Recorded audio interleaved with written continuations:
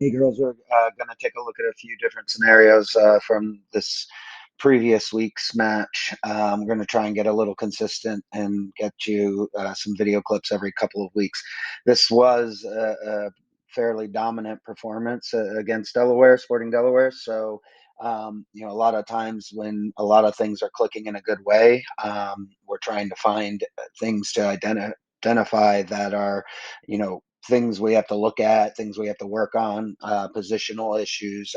Some of it's, you know, could be a chance situation versus like a strict situation where we need to make sure we have, you know, XYZ player in this area. So just want to get everybody on the same page. The first one's going to be just taking a look at second balls.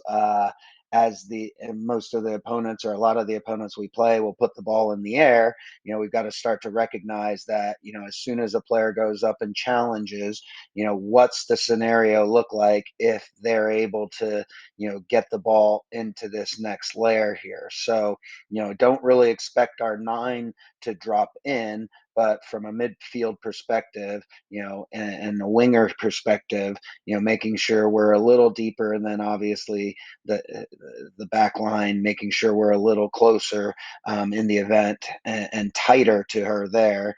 And as you can see, ball goes up, if they win the ball, if we win the ball, we're going to goal, 3v3. If they win the ball, and that's what we're concerned with in those scenarios, it's important that we at least step up and challenge and are aware of that second ball there. Because a quality team could punish us, on the break, if you see there. And that's a good step, but I think we could probably have Krista there a little sooner, or the other two midfielders, or sorry, the other midfielder that doesn't go up for the ball. I think that was Anna who went up, covering. And all this does is this avoids our back line having to make 30, 40-yard sprints, for no reason. So there's Alexia challenging the ball. The back line looks to be in pretty good shape here. The second ball is won by the player that wins the ball in the air. And again, could we have had on the challenge from Alexia there, could we have been, a little bit further right behind, so that when that ball skirted out, we'd be able to challenge it and avoid doing a little bit of extra running. But this is fine here. Ella, you just want to make sure that you get your body turned, so that you can take a positive first touch instead of having your back to the game. But that's just a little thing. Another one here. You can see the ball is punted with distance. Do we have a good area where we can challenge a second ball here? Not terrible, because we got the ball away, and that's good. But can we challenge the flight of Alexia's initial ball? Because as you can see, it just causes us to have to defend all over again. So you can rewind that and take a look at it, and look and see what things you might have been able to do. Okay, so this is our punt. And as it goes up from Avery there, they have, pretty good time and space there. This player can come in as well. So when we're punting, and we know we're saying up and in, but are we really up and in? At really high levels, players, when a goalkeeper is punting it, the center backs are all the way up here, and there's a big scrum of players right in the middle of the field, or depending on if the goalkeeper is punting from to one side of the field. But she's able to get it, gets a touch on the ball, but now it's a little bit of a scrum, as opposed to us just being able to be there to challenge the second one as well, or to win the second one. Second ball is won, so I think we can get a little bit tighter as the ball goes up in the air. Madison, I think you can get closer. I think Krista can get closer, so that we don't have these little flicks and tricks that are going back, and then our defenders are having to run. So again, a very minimal issue, but can end up being important in different scenarios, against different opponents. So now we'll just take a look at some attacking things. You can see Michaela gets the ball in here, and this happens a lot with us in terms of, we get the ball out wide here and we want to put a service, but we don't have anybody in the box or in the 18. So, just an idea here that once we get this ball here, I think all of us would agree that if we have Addie in a 1v1 situation here, with Madison coming up, and either she's taking her on or she's finding Madison there. I think we all agree that that would be optimal for that attack. So again, when there's time and space to any one of our attackers, let's make sure we give them the ball so that they can do what they do best and take people on 1v1. You can see Allie's got the ball here. She's about to get end line. I'd say we can typically assume that she's going to, beat an opponent 1v1. We probably want to get Ashley. I think you were in at the time, or at right back at the time. You probably want to get up here in case there is a loss of possession. But now, as the ball is there, could we have gotten up quicker so that Addie could maybe make a run into the near post and beat her to the ball? So we already had one of the scenarios where the ball got crossed in and Addie got a touch on it, which was good. She had the time and space. But in this situation with the center back standing right there, can we get our 9 to make a near post run? And if the ball comes to you, great. And if not, at least you bring that defender with you. But Emma, can we get on that back post? I think that's Madison there. Can we get into that area and really flood it and get some tap ins for goals? Just another situation here. As we get the ball here, I think we want to definitely play our center forward as early as possible. That in that scenario, Addie can take her on or play it to our wide player, to our winger. But even in this situation, that's after 2 touches. Can we get her the ball and allow her to spin, allow her to lay it off here? Or can the winger be a little bit higher and we can play her in and then get into the box? So again, just giving you a bunch of different ideas and ways to look at it. The point there is, can we play it to her a little bit earlier? I just want to show you what they looked like when I think it's Rhea first got the ball. Look how much space they're leaving open. And then as they close, Addie's running away from the goal. Maybe we're reversing it in that scenario as well. But again, like I said, just some ideas and thoughts. It's not that we did anything incorrectly there. It's just something that we can think about. Can I play it to my forward a little bit quicker, or one of my forwards a little bit quicker when they have time and space? Again, here's a situation, it's 3v3.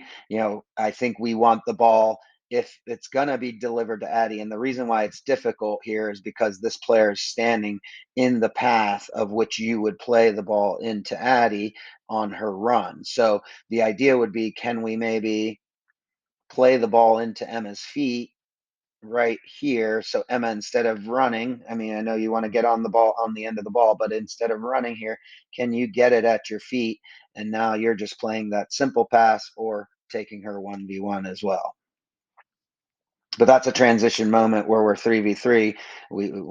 They don't want us to have that advantage. So we're going to, we want to definitely take advantage of it. It's a good idea here. Again, see where the defender is. Alexia, can you play the ball into Addie? Can you separate a little bit faster so that this can happen? Doesn't happen, but the intent here is right, because Erica steps up and under some pressure, but this player is on this side of her. This player is spread out. This player is spread out because of Alexia's positioning. Now we can play here. So Alexia, the only issue here is you're looking at Erica as opposed to being on a half turn facing this direction. And so the ball is hit a little hard and well, but the intent there from you three is quite good, because if Alexia does get on this ball, now we're in a 3v2 against these players here. Good idea. And this, I think, everybody liked this one. So, just it's more of a highlight than anything else, but just the composure, to be able to keep the ball under control. Nobody's freaking out, nobody's panicking, and we're able to advance the ball on a switch. And this is exactly what we want you guys doing on a regular basis. Once you have a team spread out like this, it's just all about success and finding areas for you to be, score goals. And it's good runs in, numbers in the box, easy peasy, very easy goal. Okay, so we'll take a look at some transition to defend as well as ball security. and it's very good possession here that starts out, but then as you can see, it's an opponent that has, 5, 6 players around us. So we're going to have to start to solve problems here by breaking more lines.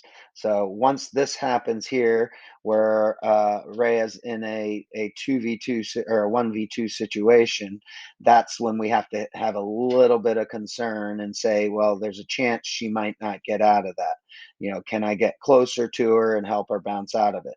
Doesn't happen. And now you can see how expansive we are. So again, the cue is the ball is delivered.